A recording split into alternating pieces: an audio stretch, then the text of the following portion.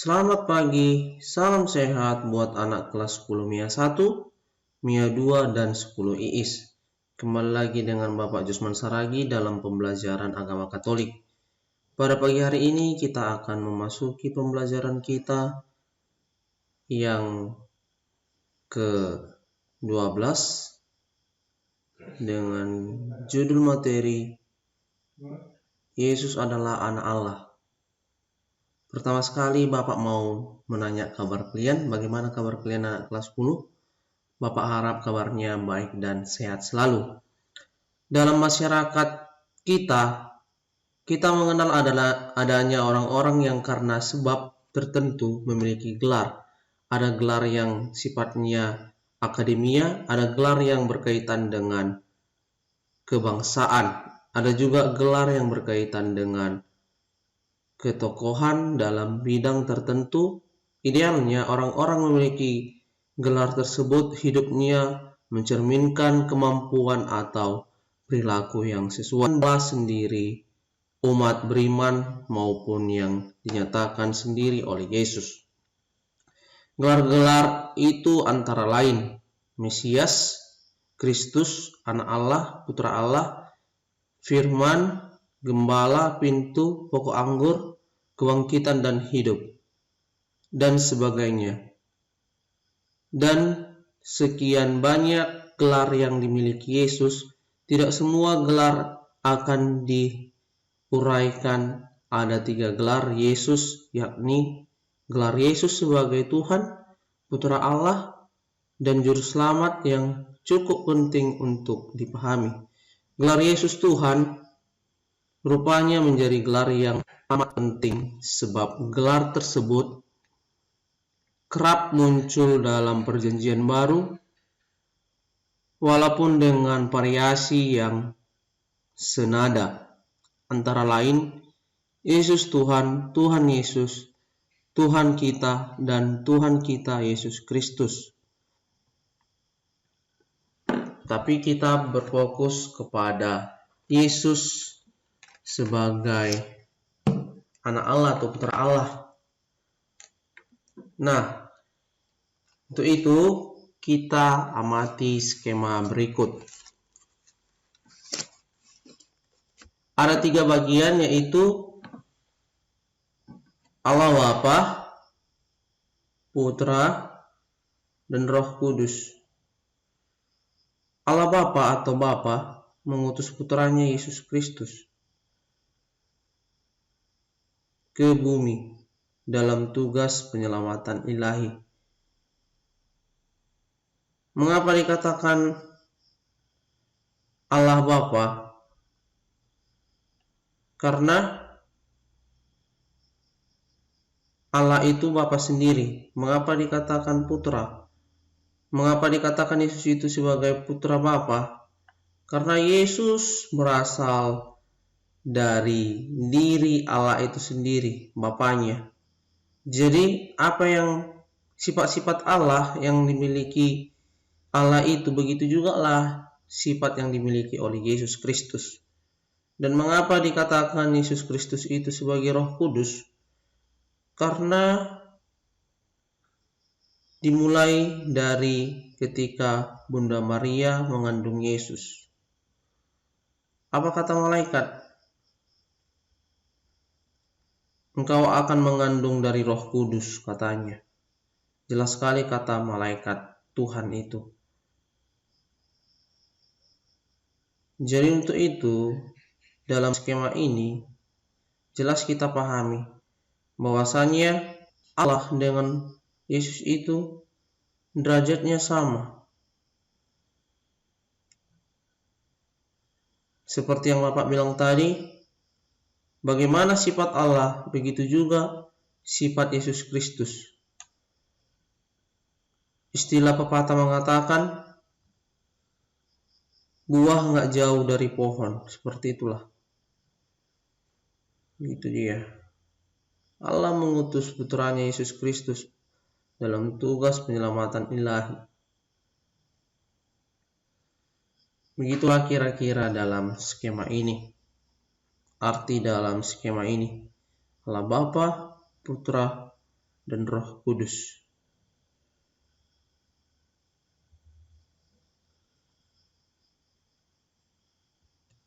Kita lanjut. Nah, sesuai dengan pembelajaran kita tentang Yesus sebagai anak Allah atau putra Allah, bahwasanya kita harus memahami mengapa Yesus dikatakan sebagai putra Allah atau anak Allah. Bahwasanya Allah itu tidak memiliki istri yang menjadi ibu dari anak-anaknya. Ia adalah pencipta semua makhluk hidup. Manusia diciptakan dengan kemampuan untuk meniru sifat-sifat Allah. Itulah sebabnya manusia pertama yang Allah ciptakan, Adam, disebut putra Allah. Demikian pula Yesus disebut putra Allah. Karena ia diciptakan dengan sifat-sifat yang mirip dengan sifat-sifat Bapaknya.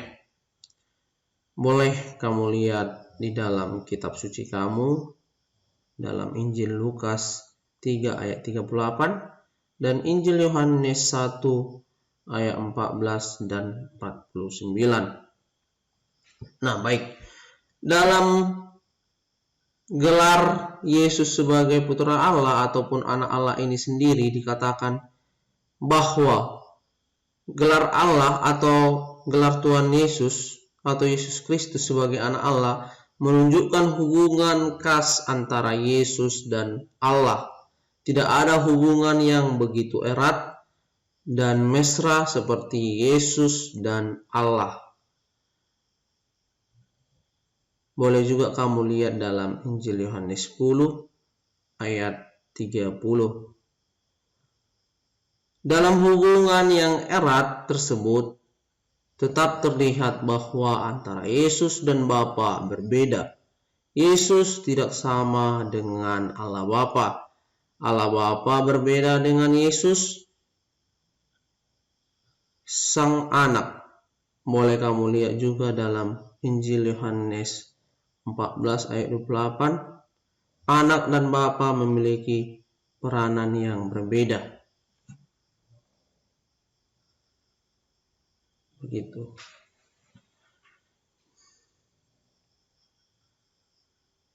Jadi, kembali lagi kita sekilas mundur dalam skema kita ini. Jadi, Trinitas ini, Trinitas Yesus sebagai Allah Bapa, Putra dan Roh Kudus, ibaratkan sebuah kopi, susu, dan gula. Ketiga hal ini tidak bisa dipisahkan, sama halnya dengan Trinitas Yesus yang kita sebut dengan Tritunggal yang Maha Kudus, Allah Bapa, Putra dan Roh Kudus. Kita bisa mengibaratkan ini seperti kopi, susu, dan gula. Ketiga hal ini tidak bisa dipisahkan, haruslah satu. Jadi Allah Bapa, Putra dan Roh Kudus itu satu ikatan, tidak bisa dipisahkan antara Bapa, Putra, dan Roh Kudus. Seperti itu.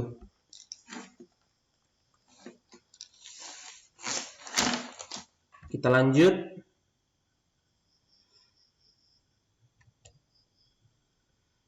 Nah, kita perhatikan gambar berikut. Beginilah kira-kira di dalam kerajaan surga itu, yaitu terdapatlah Yesus sebagai putra Allah atau anak Allah itu sendiri, dan terdapatlah Bapaknya, yaitu Allah itu sendiri. Kita perhatikan gambar 1. Biasanya kalau dikatakan seorang anak tidak bisa atau tidak pernah lepas dari bapaknya sendiri. Di mana ada anak, di situ ada Bapa. Makanya ketika Yesus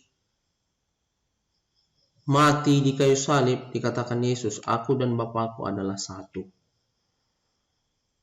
tidak bisa terlepas, itu artinya. Dan ketika Yesus juga mati di kayu salib, apa kata Yesus?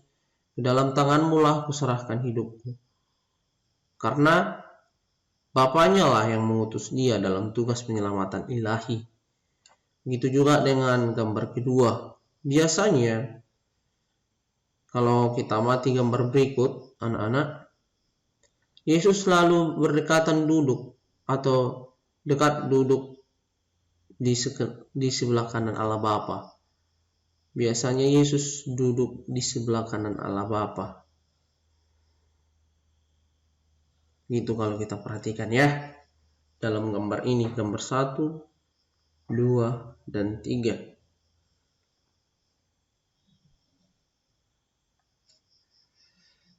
Jadi, Yesus dan Bapaknya itu satu ikatan. Tidak bisa dipisahkan. Perlu kalian pahami. Dan harus kalian ingat. Antara Yesus dan Bapaknya tidak bisa dipisahkan satu sama lain.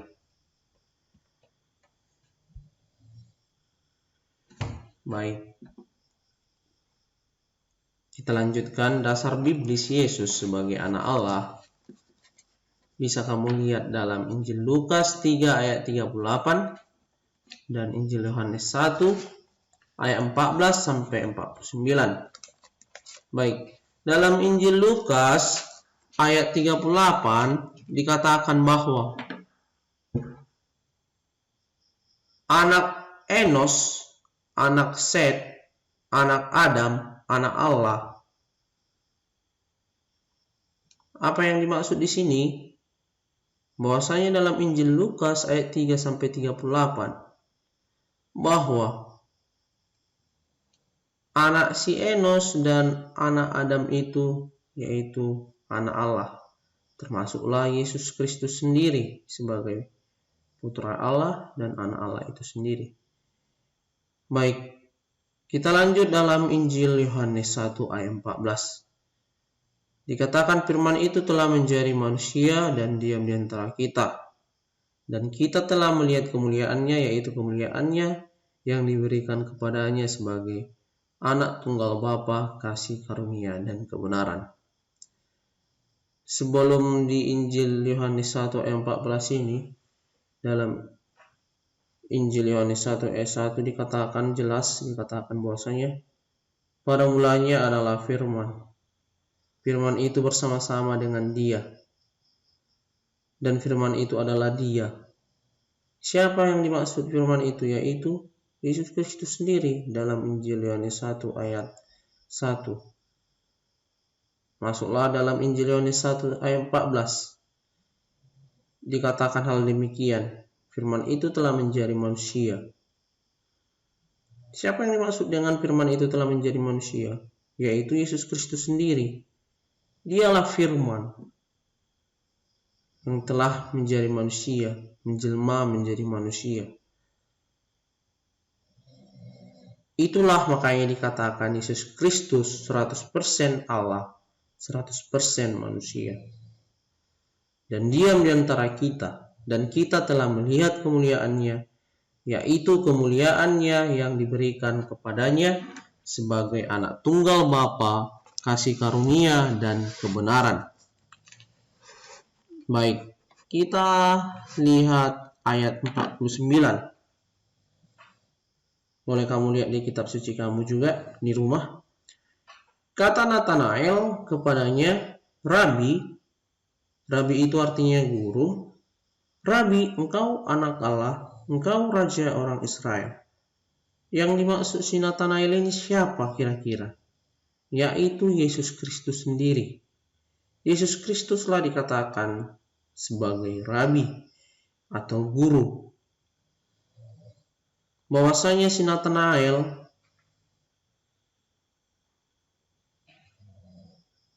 diakuinya Yesus Kristus itu sebagai Rabi, sebagai anak Allah dan raja orang Israel. Gitu. Baik, untuk tugas ada 2. Yang pertama, Jelaskanlah menurut pendapatmu mengapa Yesus dikatakan sebagai anak Allah. Yang kedua, jelaskanlah siapa Yesus dalam Injil Lukas 3 ayat 38 dan Injil Yohanes 1 ayat 14 dan ayat 49. Baik, sedikit Bapak tambahi seperti penjelasan dan materi kita pada pagi hari ini yang Bapak sampaikan, Yesus Kristus sebagai anak Allah dan putra Allah, bahwasanya hubungan antara Bapa dan anak itu tampak dalam ketaatan Yesus, taat sempurna terhadap Allah Bapanya. Itulah dalam Yohanes 4 ayat 34, dalam Injil Yohanes 4 ya, ayat 34. Bisa juga kamu temukan di kitab suci kamu, bukalah kitab sucimu nak.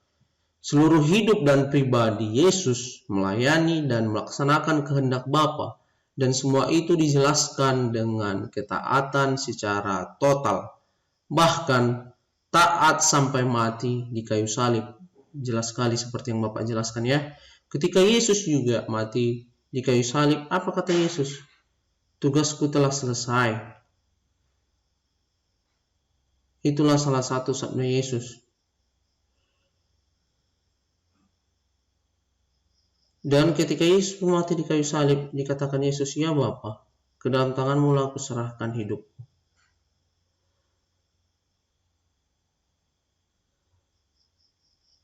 Selalu Yesus sendiri sebagai putra Allah atau anak Allah menyebut Bapanya. Dan Yesus sendiri juga mengampuni para orang-orang Yahudi ketika Yesus wafat di kayu salib. Apa kata Yesus? Ya Bapa, ampunilah mereka, sebab mereka tidak tahu apa yang mereka perbuat.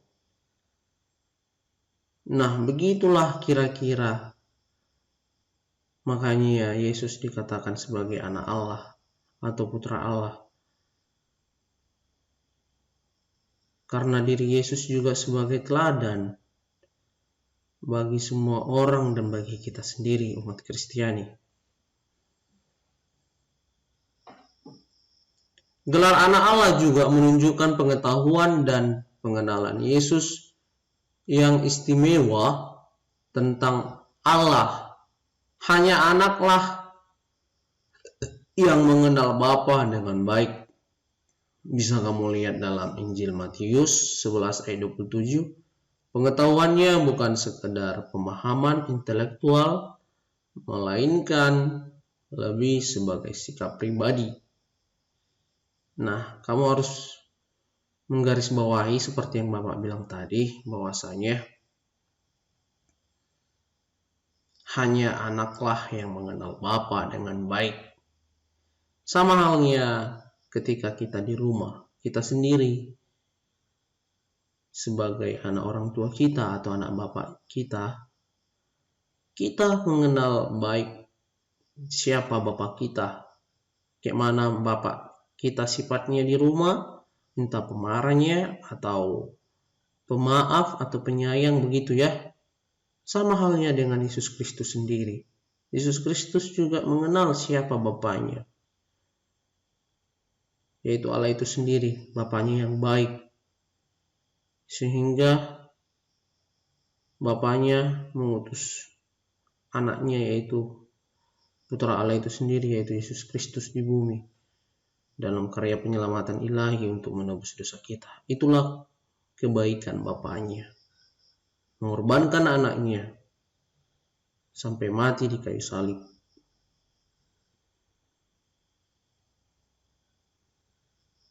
Pengorbanan, gitu ya. Gelar anak Allah juga memperlihatkan kewibawaan Yesus. Yesus adalah anak Allah, Allah yang berwibawa. Kira-kira seperti itulah penjelasan pada materi kita yang ke-12 ini sebagai Yesus anak Allah atau putra Allah. Bapak harap anak kelas 10 mengerti dan dipahami apa yang Bapak sampaikan, dan tetap semangat dalam pembelajaran daring. Jangan putus asa, tetap semangat. Selamat pagi, salam sehat, Tuhan Yesus memberkati. Saya Bapak Jusman Saragi mengucapkan terima kasih.